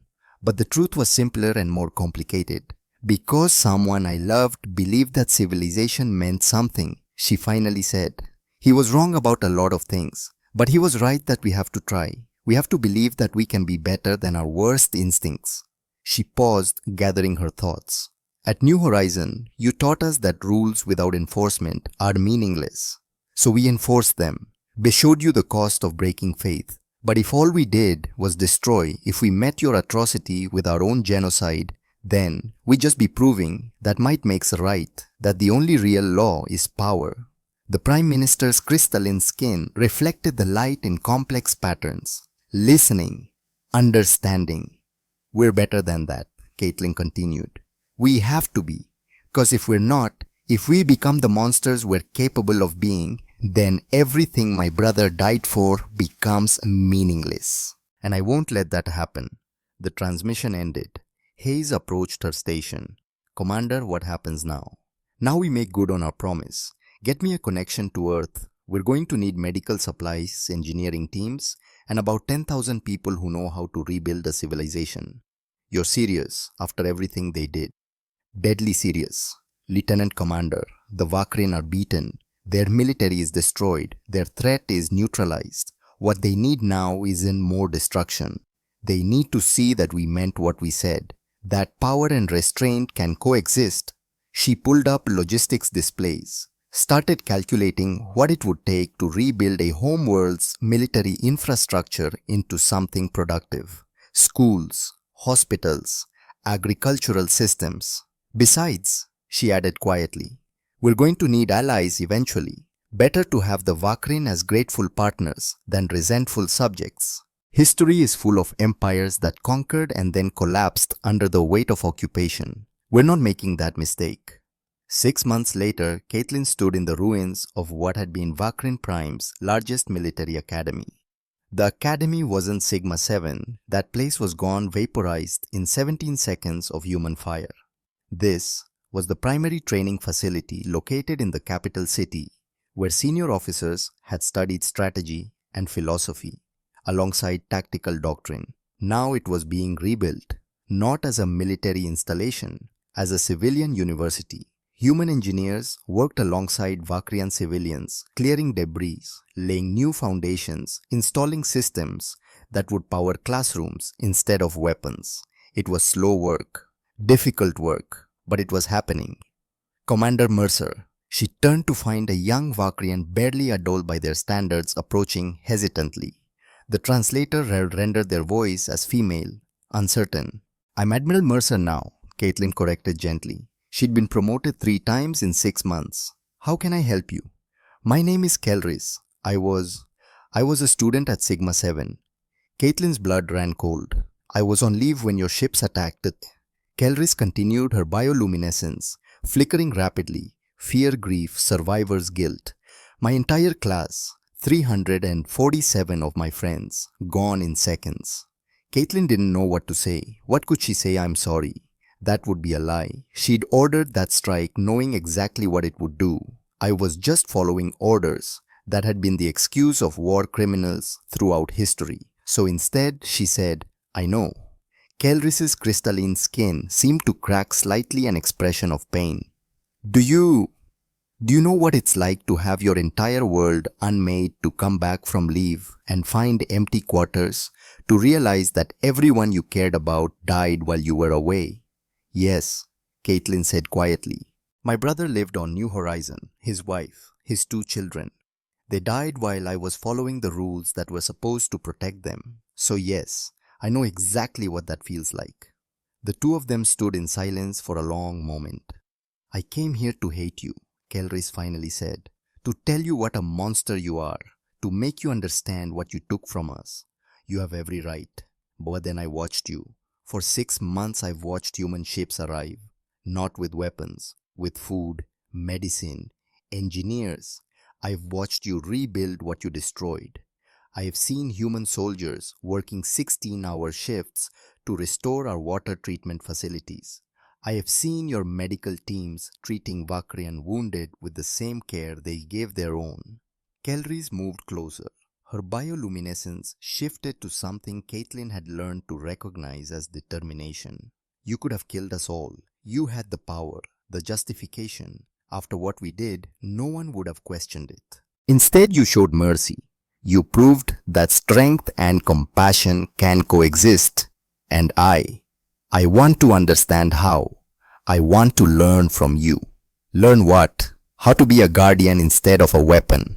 Caitlin looked at the young Bakrian, saw in her the same lost, broken expression she'd seen in her own mirror for months. Someone trying to make sense of senseless violence, trying to find meaning in survival. "It starts with a choice," Caitlin said. "Every day you wake up and you choose. Are you going to honor the dead by becoming what they feared, or by building what they would have wanted your friends at Sigma 7? What did they want to be? Defenders, protectors. They joined the military to keep our people safe. Then honor them by being that, not by seeking revenge, not by perpetuating the cycle, by actually protecting people, all people, even former enemies." Kelris was silent for a long time.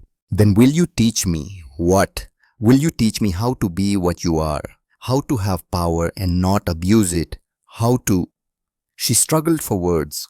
How to be strong enough to choose mercy.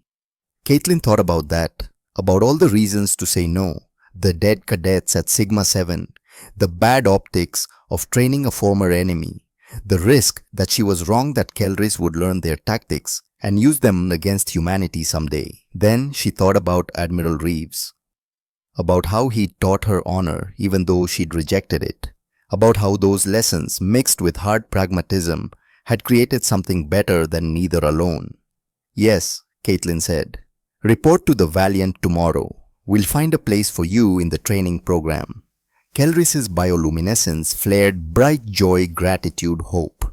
"Thank you, Admiral. I won't disappoint you." After she left, Caitlin stood alone in the ruins, thought about the strange mercy of the universe, that from the ashes of an academy she'd destroyed a student she hadn't killed, might become the future she was trying to build. That was either very wise or very foolish. A voice said behind her. She turned. Admiral Reeves stood there, looking better than he had in months. The grief was still there. It would always be there, but he'd found a way to carry it without being crushed. Probably both, sir. She'll tell her people everything we teach her, our tactics, our weaknesses, our secrets. I know, and you're okay with that.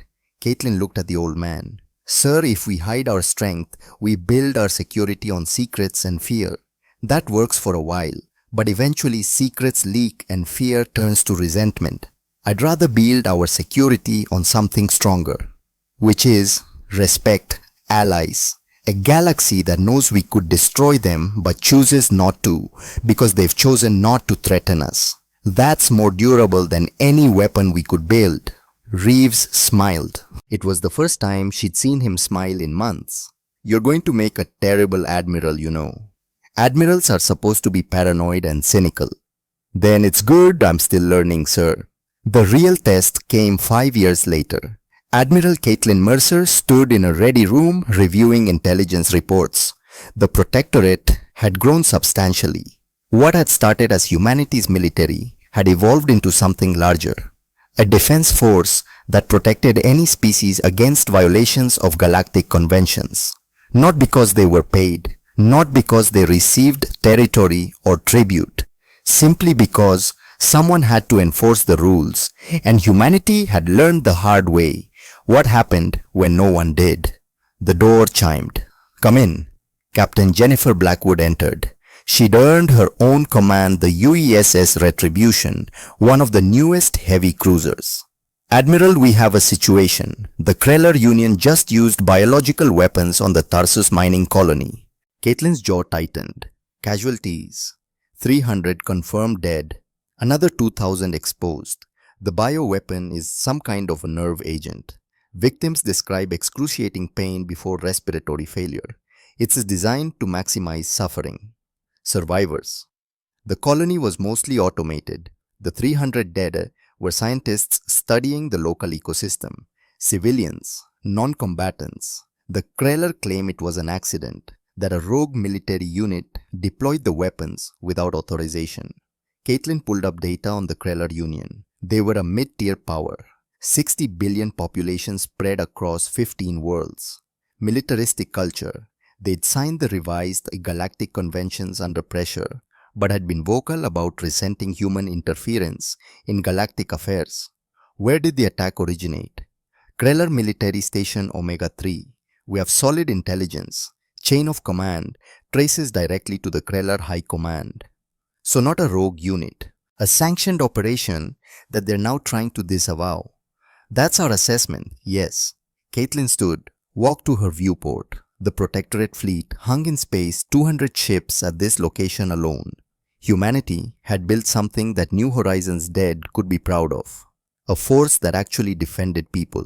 Recall the fleet, she ordered. All ships. We're going to make an example. Admiral, the Galactic Council is requesting that we allow them to handle these through diplomatic channels. The Council had 3,000 years to handle things through diplomatic channels. How'd that work out for New Horizon? Blackwood nodded. Understood. I will relay the orders. The Protectorate fleet arrived at Kreller Union space 36 hours later. The Kreller home fleet responded immediately. 200 ships formed a defensive perimeter around their homeworld. It was a respectable force, well-trained, well-equipped. It wasn't enough. Caitlin opened a channel to Kreller High Command. This is Admiral Caitlin Mercer of the Terran Protectorate Force. Your government has violated Galactic Convention 6 by deploying biological weapons against the civilian population. 300 innocents are dead. You claim this was done by a rogue unit, but our intelligence proves otherwise. You have 6 hours to surrender your government for trial. Refuse and we will consider your entire military infrastructure legitimate targets. The Kreller Premier appeared on screen, a reptilian species with impressive crests and multiple eyes. You have no authority here, human. The Kreller Union is a sovereign power. We will not submit to your threats. This isn't a threat, Premier. It's a statement of fact. You broke the rules. Now you face the consequences. 6 hours. She terminated the transmission. Commander Hayes, now her permanent tactical officer, pulled up battle projections. Admiral, if they fight, this could get ugly. The Kreller fleet is concentrated around their homeworld. Urban combat. High civilian casualties potential. Then we make it clear that we're not interested in killing civilians. Target their military infrastructure, shipyards, command bunkers, orbital platforms. We dismantle their capacity to wage war, but we leave their cities intact. And if they use human shields, put military installations inside civilian centers. Caitlin thought about that, about the terrible choices that warfare forced, about the difference between collateral damage and deliberate targeting. Then we adjust our tactics. Precision strikes, infiltration teams, whatever it takes to minimize civilian casualties while still neutralizing the threat. We're not the Vakrin commander, but don't crack planets because it's convenient. The 6 hours passed. The Kreller Premier responded with defiance. We will not surrender. The Kreller Union bows to no one. Caitlin gave the order. Execute Operation Scalpel. What followed was 6 days of the most precise military campaign in galactic history. Human ships didn't bombard from orbit. Instead, special operations teams infiltrated Kreller space. They disabled military facilities with surgical precision, used cyber warfare to shut down command networks, deployed non-lethal weapons where possible.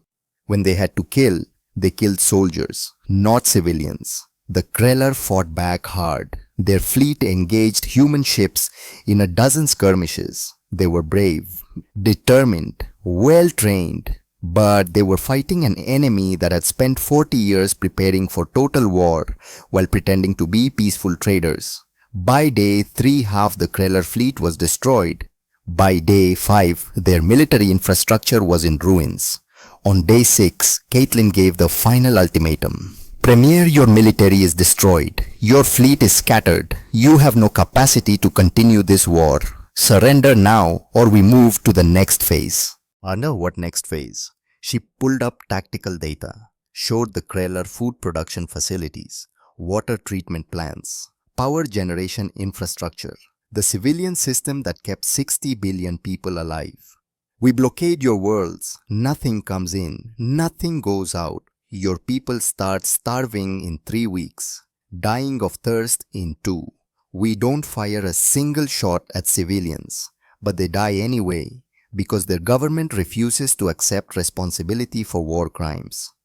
The horror in the Premier's multiple eyes was evident. That's murder.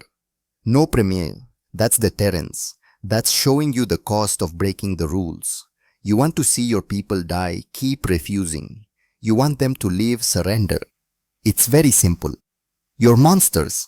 No, we're guardians. There's a difference. Monsters would have cracked your home world from orbit. We're giving you a choice. Make it. The Kreller Union surrendered 12 hours later. The aftermath was carefully managed. The Kreller government was dissolved. Elections were held under neutral supervision. Human observers ensured compliance. The new government signed a binding treaty accepting permanent monitoring of their military. And then came the part that shocked the galaxy. Humanity helped them rebuild. Medical ships arrived to treat the wounded. Engineers restored damaged infrastructure. Food shipments came from Earth to replace depleted supplies. It was the same playbook they'd used with the Vakrin scaled up to 60 billion people. The Galactic Council convened in emergency session. Arbiter Kellarn, the same insectoid diplomat who'd protested the Sigma-7 strike, addressed the assembly. The Terran Protectorate has acted without Council authorization. They have violated sovereign space. They have engaged in military action against a member species. This cannot be tolerated. Caitlin had been expecting this. She'd declined their invitation to attend in person. Instead, she sent a recorded message. Arbiter Kellarn, honored delegates, you're right. We acted without your authorization. We violated Kreller sovereignty. We engaged in military action. She paused for effect. We also stopped a biological weapons attack. We neutralized a government that murdered 300 civilians and planned to do it again. We did in 6 days what your council would have spent 6 years debating. On the screen, she leaned forward. Here's what you need to understand. Humanity isn't asking your permission anymore. We tried that 45 years ago. We followed every rule. We trusted that the council would enforce the conventions it created. And when the Vakrin massacred 7.1 billion of our people, you gave us sanctions and strongly worded letters. Never again. We are withdrawing from the Galactic Council effective immediately. We will no longer participate in your debates or respect your authority. Instead, we are establishing the Terran Protectorate Force as an independent entity. We will enforce the galactic conventions you wrote, but refuse to back up. We will defend any species attacked in violation of those rules, and we will ask nothing in return. The council chamber erupted in shouting.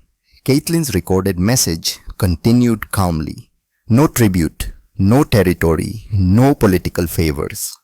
This is responsibility, not transaction. We're not conquerors. We're not empire builders. We're guardians. We're the species that learned the hard way what happens when rules have no teeth, when civilization is just words on paper, when the strong can prey on the weak without consequence.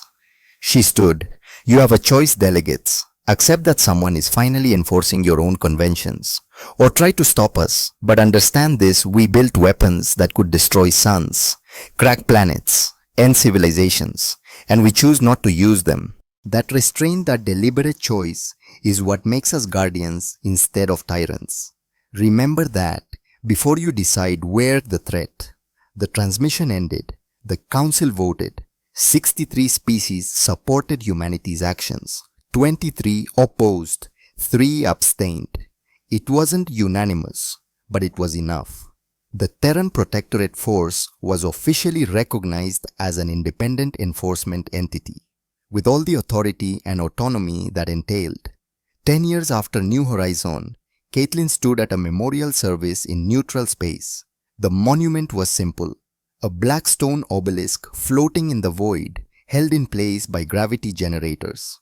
On its surface, over 7 billion names. Every human who died in the Vakrin War. Jack Mercer, Emily Mercer, Emma Mercer, age 6, Lucas Mercer, age 9, Captain Elena Reeves. 300,000 medical personnel killed by biological weapons. 5 billion more from the 40 missile strike. Military casualties from the war, 100 million. All of them. Every single name carved into stone that would float here for eternity. A reminder of what was lost, of what was defended, of why the rules mattered. Representatives from 89 species attended, including Vakrin, including Kreller. A Vakrin elder approached Caitlin. His bioluminescence was muted respect for the dead. Admiral Mercer, I wanted to thank you. For what? For destroying our world but giving us a future. My grandchildren attend the university you built on the ruins of our military academy. They're learning medicine, engineering, art, things that build instead of destroy. He paused. You could have exterminated us. You had the power and the justification. Instead, you showed us that strength and mercy can coexist. That's a gift beyond price.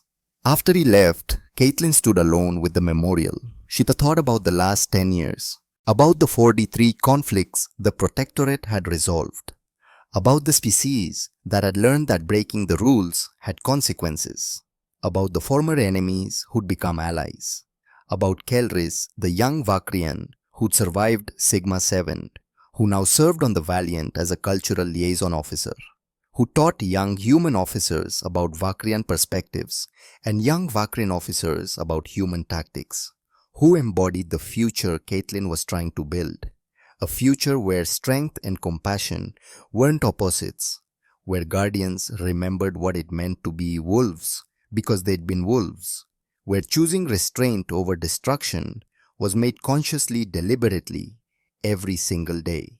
Her communicator chimed. Commander Hayes. Admiral, we have a situation.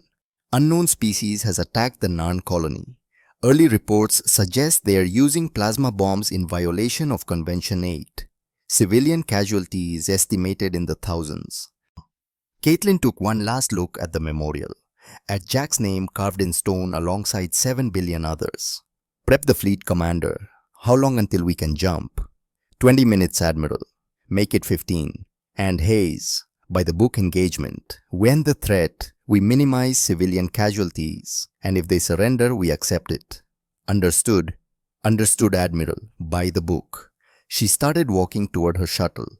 Behind her, the memorial floated in eternal silence, a reminder of the cost of peace, of the price of protection, of the debt that could never be fully repaid.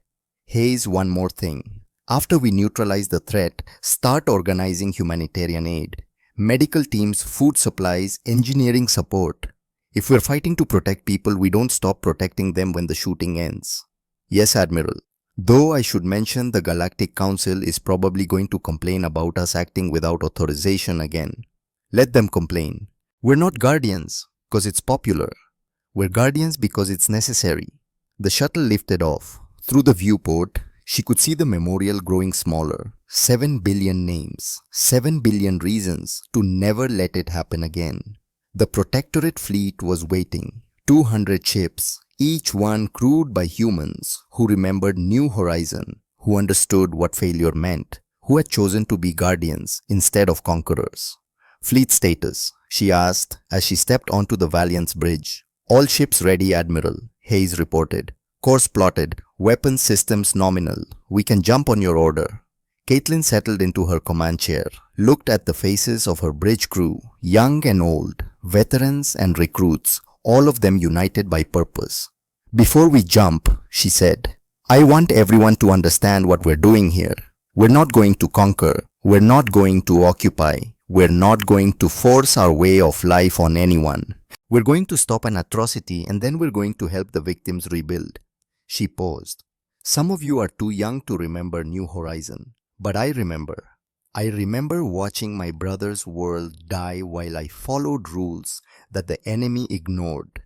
I remember feeling helpless, powerless, watching genocide happen in real time and being unable to stop it because we weren't in position, weren't prepared, weren't willing to do what was necessary.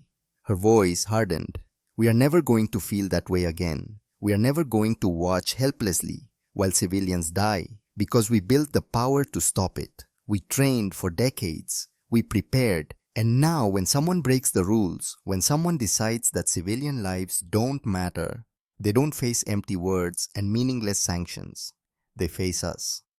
She looked around the bridge, saw determination in every face. But power isn't enough. What makes us guardians instead of tyrants is that we choose to use that power justly. We choose to minimize casualties. We choose to offer mercy to defeated enemies. We choose to rebuild instead of just destroy. Making that choice, making it consciously every single day, is what civilization actually means.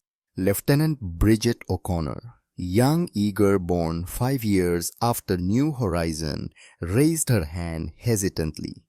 Admiral, permission to ask a question. Granted.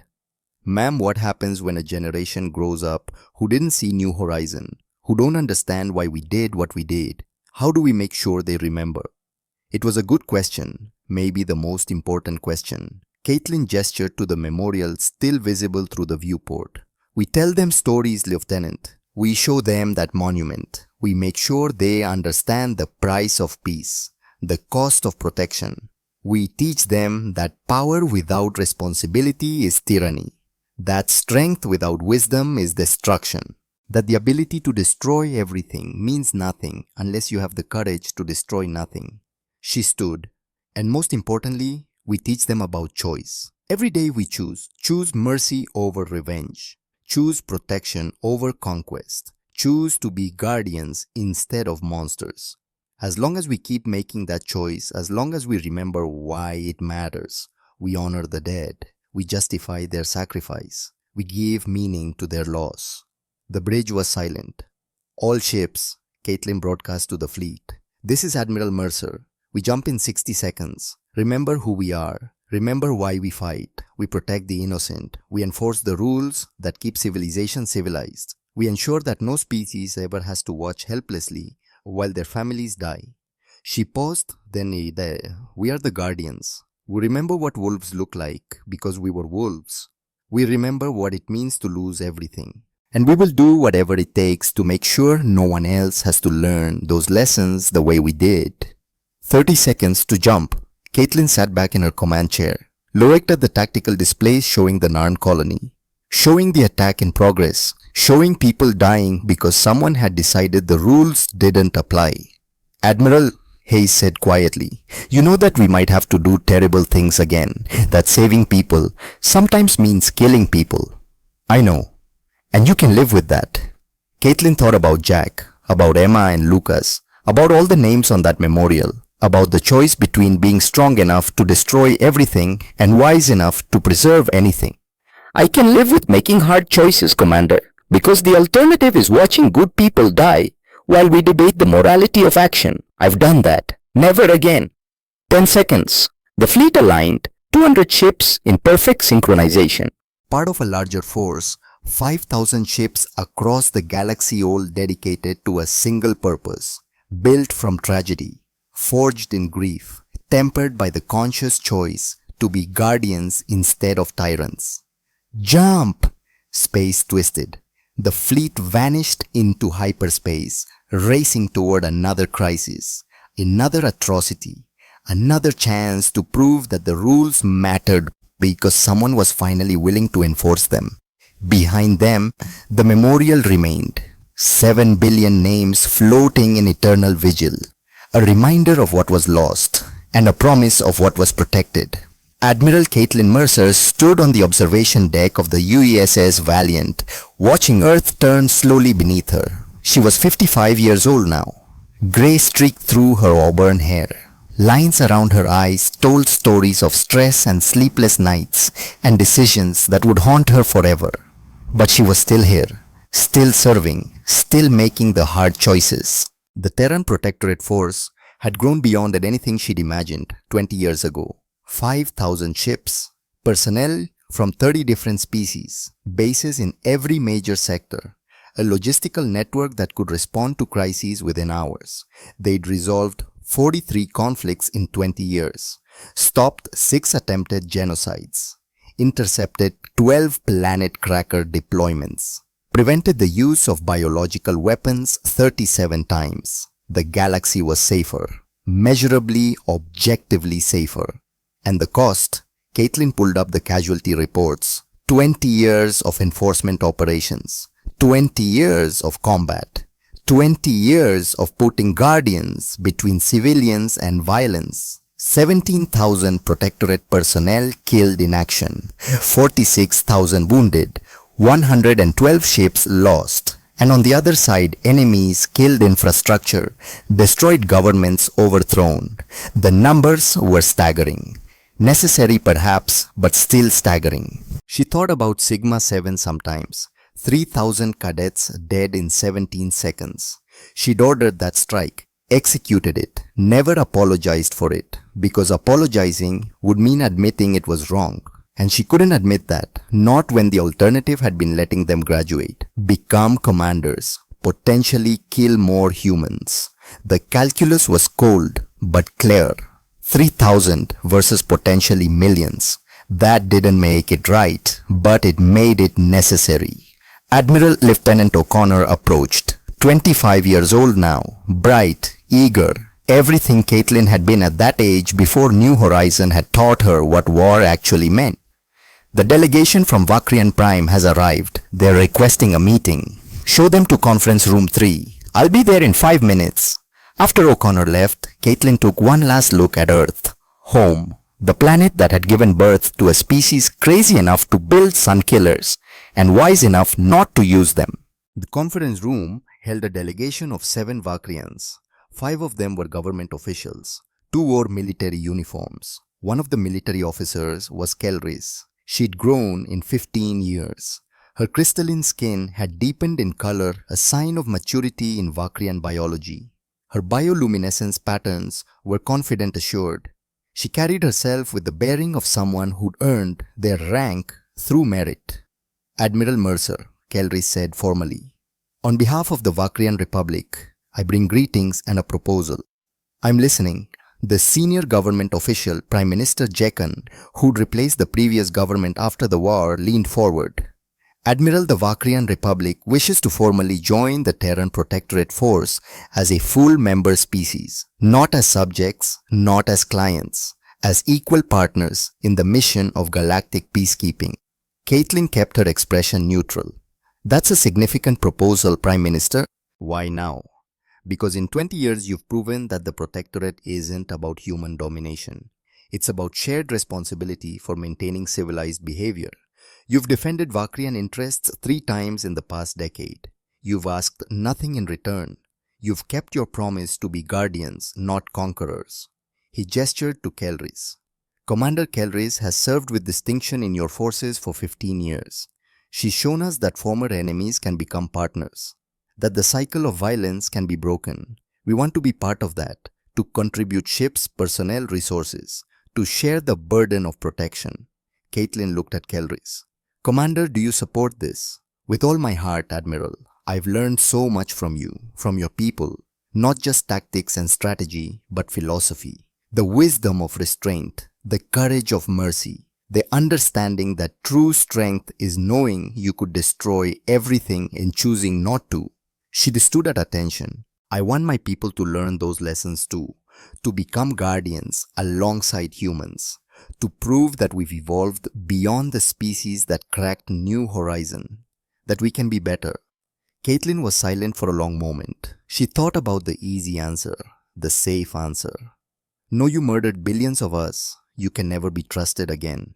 Then she thought about what Admiral Reeves would have said, about giving people chances to be better, about believing in redemption. On one condition, Caitlin finally said, name it. The first Vakrian unit deployed by the Protectorate will be stationed at the New Horizon Memorial. They'll stand guard over the names of the people your previous government killed. Every Vakrian officer will spend 1 month there reading those names, understanding what their species did, remembering. Prime Minister Jekan's bioluminescence flickered, shame, acceptance, understanding. Agreed. We will remember. We will honor them by being better than what we were. Then welcome to the Protectorate, Prime Minister. We'll begin integration protocols immediately.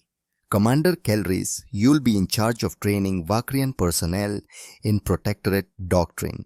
After the delegation left, Caitlin sat alone in the conference room. Hayes entered without knocking. He had that privilege, after 20 years of serving as her right hand. You really think this is a good idea, trusting the Vakrians?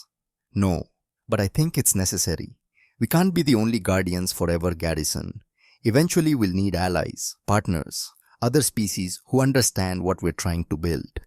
And if they betray us, if they learn our tactics and use them against us, then we'll deal with it. But I'd rather take that risk than spend the next century as a paranoid empire suspecting everyone, trusting no one. That's not guardianship, that's tyranny. She stood, walked to the viewport. Besides, Kelrys earned my trust. 15 years of service, 3 combat deployments. She saved human lives. If we can't believe in redemption after that, then what was the point of any of this? The memorial service for the 20th anniversary of New Horizon was the largest gathering in galactic history. Representatives from 117 species attended. The memorial had grown. The original obelisk remained, but around it, other monuments had been added for other massacres, other genocides, other moments when civilization had failed and guardians had been needed. Caitlin gave the keynote address. She stood before billions watching across the galaxy and told them the truth. 20 years ago, my brother died, his wife, his children.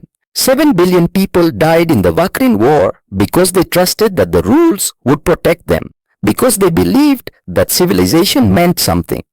They were wrong, but only because we let them be wrong.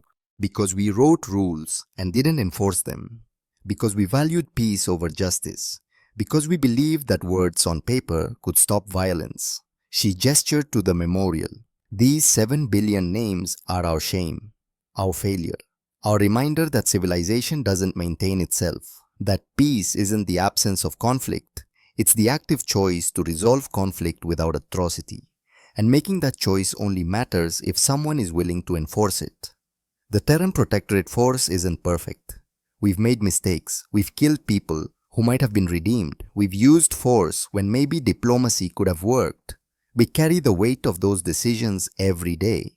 But we've also stopped 43 conflicts from becoming genocides. We've saved billions of lives. We've shown the galaxy that the rules matter because someone will enforce them. Not with empty words, not with meaningless sanctions, with actual tangible consequences. She paused. And we've shown that enforcement doesn't require becoming monsters, that you can be strong and merciful, powerful and restrained, that you can build weapons capable of destroying suns and choose never to use them. Making that choice, making it consciously every single day is what civilization means. Not laws, not conventions, not words on paper. The choice, made deliberately with full understanding of the consequences. My brother Jack used to tell me that I couldn't save the whole galaxy. He was right, I can't. We can't. But we can create a galaxy where people don't need saving, where the rules actually protect them, where breaking those rules costs so much that no one dares try. She looked directly into the cameras. We are the guardians. We remember what wolves look like because we were wolves. We remember what it means to watch helplessly while your family dies. And we will do whatever it takes to make sure no one else has to learn those lessons the way we did. We don't ask for thanks. We don't ask for tribute. We ask only that you remember. Remember these names. Remember what happened when civilization failed. And remember that it will never happen again. Not while we stand watch. Not while we make the hard choices. Not while we choose to be guardians instead of tyrants. That is our promise. Carved in stone, written in blood, enforced with steel and determination, and the wisdom to know when not to pull the trigger. We are the guardians, and the call continues. 1 month later, Caitlin received a priority transmission. Unknown species attacking a trade convoy in the Outer Rim, using weapons that might violate Convention 14. Casualties unknown but estimated in the hundreds. She looked at the message, at the coordinates, at the distance. It would take 12 hours to get there. 12 hours during which people might be dying, might be suffering, might be wondering if anyone cared enough to help. Garrison prepped the fleet. How many ships, Admiral? All of them. If we're going to make a statement, let's make it loud. 20 minutes later, 5,000 ships jumped to hyperspace, racing toward another crisis, another atrocity. Another chance to prove that the rules mattered. That civilization was more than words. That someone, humanity, the Protectorate, the Guardians, was actually willing to stand between the innocent and violence.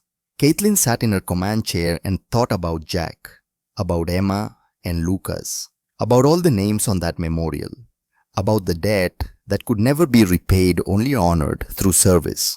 Admiral O'Connor asked quietly, "Do you ever wonder if we'll succeed, if we can actually make the galaxy safe?" "Every day, Lieutenant. And I think about something my brother told me 20 years ago. He said I couldn't save the whole galaxy. But he was wrong about one thing." "What's that?" "I can try, we can try, and as long as we keep trying, as long as we keep making the choice between power and mercy, as long as we remember why it matters, then maybe, just maybe, we honor the dead. We justify their sacrifice. We give meaning to their loss." She looked at the young officer.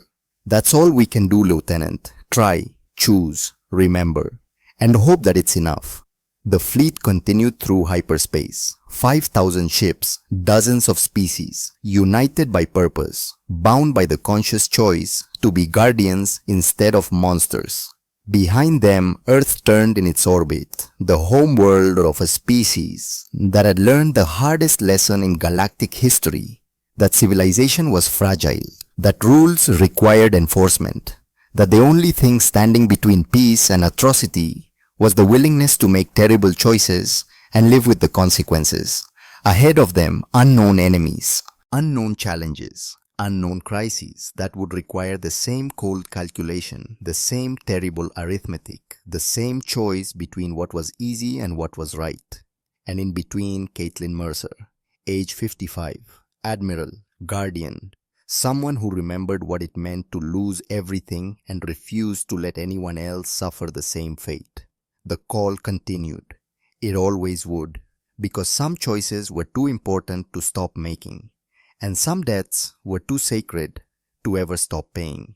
The Helios platforms still orbited 7 human worlds, unused, unneeded since Vakrin Prime. A reminder that true power wasn't the ability to destroy, it was the wisdom to choose not to. That choice made 20 years ago over a dying world called New Horizon reaffirmed every day, since was humanity's true legacy. Not guardianship, but the courage to choose it.